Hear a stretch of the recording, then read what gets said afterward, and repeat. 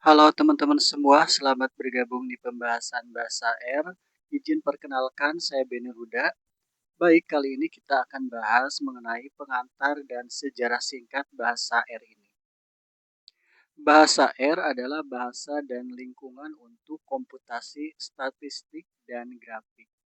Jadi dengan bahasa R ini, kalau kita belajar statistika, kita bisa aplikasikan dengan bahasa R, yaitu kita bisa mencari misalnya mencari rata-rata, median, modus, peluang, dan lain sebagainya yang berkaitan dengan ilmu statistika.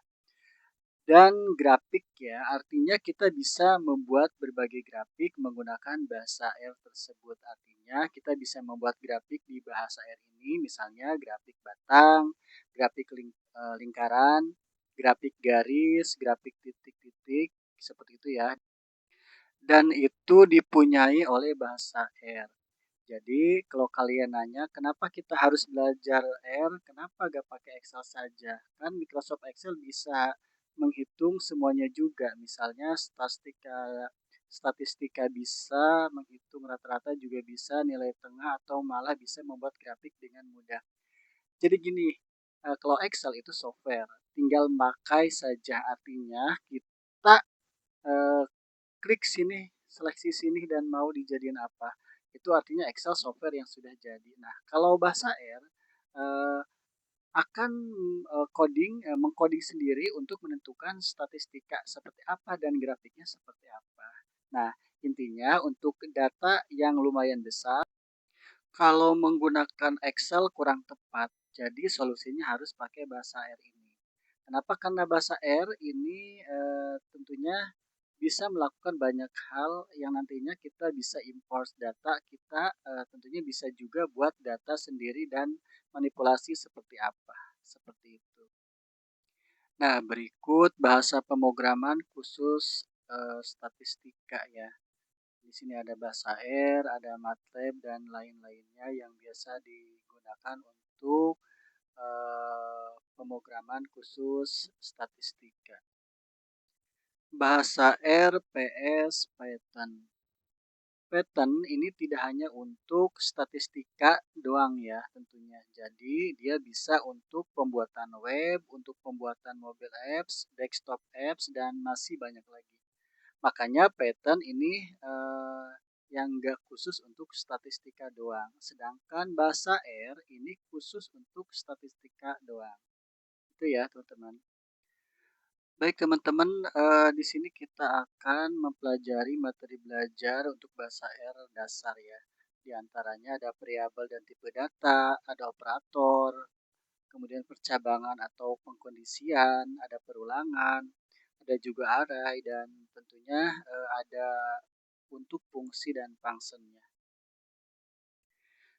Teman-teman, bahasa R dibuat oleh eh, Ross IHK dan Robert Gentleman di Universitas Auckland, Selandia Baru. Tentunya pada awal 1990-an, R dikembangkan sebagai implementasi sumber terbuka dari bahasa pemrograman S untuk komputasi statistik dan grafik. Kedua orang ini ahli matematika di dunia, jadi kedua orang ini tentunya orang hebat ya, dan ahli statistika juga. Pertama kali dirilis bahasa R ini tahun 1993 walaupun dibuatnya tahun 1990. Dan bahasa R ini dikembangkan oleh Art Development Corp Team atau tim pengembang R. Dari kasus statistika dan matematika tentunya bisa ditranslatekan untuk orang-orang IT ini. Jadi kalau orang-orang IT mau belajar statistika atau menghitung statistika bisa pakai bahasa R ini. Dan bahasa R ini berbasis bahasa S, jadi R ini mengembangkan bahasa S.